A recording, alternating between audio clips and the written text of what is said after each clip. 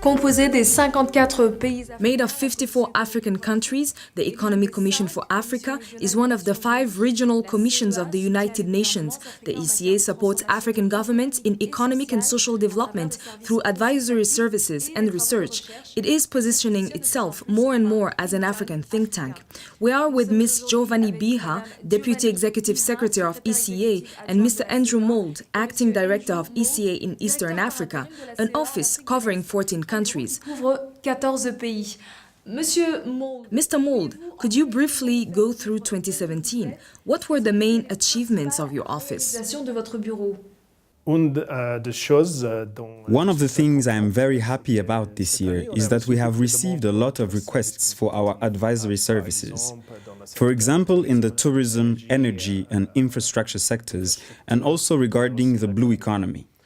It seems to me that there is a lot of demand for our technical support across the region. C'est un fait. The ECA is indeed a strong advocate of industrialization and structural transformation. Ms. Giovanni Biha, what are the reasons for this choice? Why should African countries prioritize structural transformation? La transformation structurelle. Depuis le début de ce millénaire, Since the beginning of this millennium, Africa as a whole has experienced quite impressive growth rates and made progress in social development. dans le domaine de développement social. Cependant, However, we also know that this impressive growth has not been inclusive. It has not created enough jobs, it has not diversified the continent's economic structure, and so it is not a sustainable or inclusive growth. économique du continent, et donc ce n'est pas une croissance durable ni inclusive. Et donc c'est pour ça. This is why ECA has insisted and continues to insist on the issue of structural transformation. La CEA aspire à devenir le The ECA wants to become the continent's leading think tank, participating in the global conversation on Africa's economic future. Hence, the ECA publishes country profiles to highlight progress in economic and social transformation. Ms. Biha, what lessons do you draw from this new approach? Comme vous savez, ces profils devaient se concentrer sur les questions de As you know, these country profiles have focused on the issues of structural transformation. We are proposing a more comprehensive framework, more focused on aspects that are essential for structural transformation, and in particular, as I mentioned before, about 3 dimensions, which are the dimension of production. And in production, it is to really see the productivity, the increase of the intrasectoral productivity, the question of employment and job creation, and also the question of the transformation of the society. de la société. L'un des secteurs innovants. One of the innovative and promising sectors on which ECA has developed its expertise is the blue economy. The African Union defines it as the new frontier of African revival. Daya Bragant is the specialist of the blue economy in Eastern Africa. À l'échelle du monde, l'économie des océans. Globally, the ocean's economy is worth $24 trillion, and the main sectors of the blue economy include tourism, shipping, energy, mining, fisheries, aquaculture, and bioprospecting. Et l'exploitation minière, les pêches et l'aquaculture, la bioprospection. C'est un très fort potentiel. This is a very strong potential that can make a substantial contribution to the structural transformation of these countries.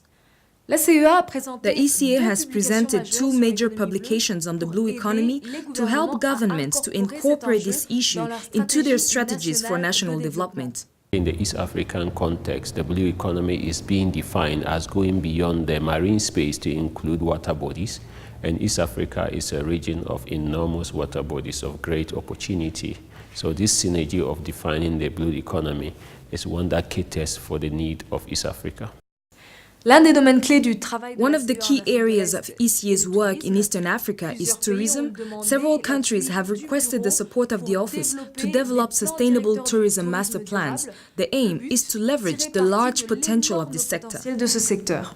This year, as a follow-up to last year's meeting, we had a meeting in Djibouti, specifically looking at the EGA Tourism Master Plan, looking at the goals that have been achieved, looking at areas that areas of concern in terms of the implementation of the Tourism Master Plan. Now, in line with that, We've been working on, one of the recommendations of the IGAD Master Plan was that member states needed to have the tourism development instruments aligned with the regional tourism master plan. In line with this, we've been working with Ethiopia. We did finalize the tourism master plan last year. It was officially handed over to the Ethiopian government. For me, the trick is to find out how are we going to integrate our marketing plans and have one marketing plan that is going to cut across the East African countries. It does not mean that as Rwanda or any other country of the East African community, we're going to lose our identity.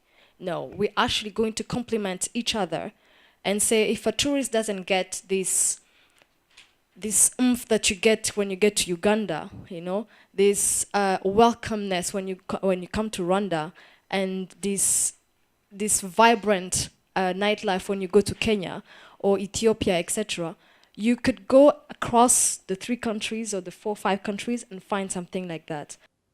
Mr. Mould, capacity building of policymakers and African experts is also essential to the work of the ECA. What activities have been undertaken in this area? Over the last year, we've carried out a number of trainings. We've been doing training in energy planning.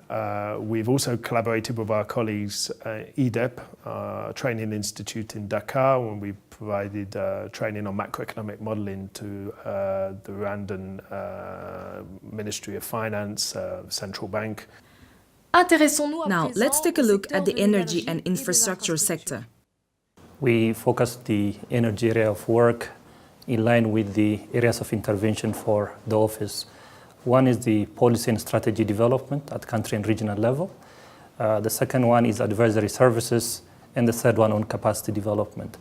And then we have been engaging member states directly. One area we focused on is building and improving on energy planning capacity at member state level. We have organized 2 major energy planning trainings in partnership with the International Atomic Energy Agency and in-house with the Capacity Development Division. La CEA a collaboré avec the ECA collaborated with the East African community to put in place a strategic energy security framework for the countries of the region. Hear from the experts on the subject. Écoutons le ressenti des experts sur le sujet.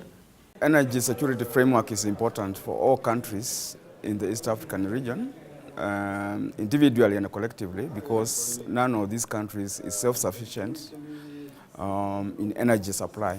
Energy is a very important ingredient in the development of any economy. It's a driver for economic development, and as the modern society relies heavily on energy, we have to ensure that energy is available, is accessible, and is reliable. And for that reason, we therefore need to have a framework for energy security for the entire region. Finally, let's get back to Ms. Biha. What is your assessment of ECA's work in Eastern Africa this year?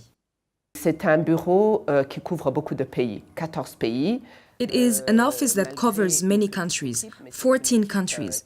And even if it's small, it's a strong team, well qualified, and this can be seen through their achievements.